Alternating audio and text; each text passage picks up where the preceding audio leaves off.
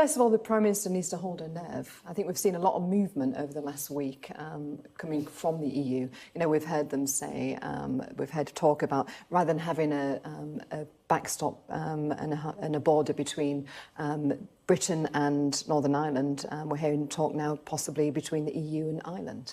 So we're hearing stuff like this. We've also heard this week about the French farmers fearing us leaving on a no deal, and also the fishermen. You know, we're hearing ministers in France saying that the fishing industry could be destroyed, be catastrophic for them. So they are starting to get a reality check now, the EU.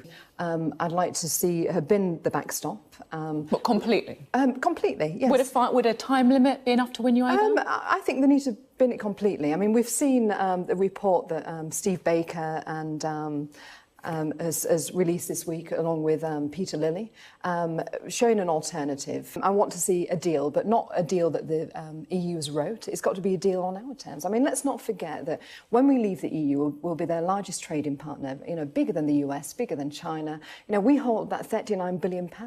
That works out over £60 million per constituency. That could be spent here in Britain.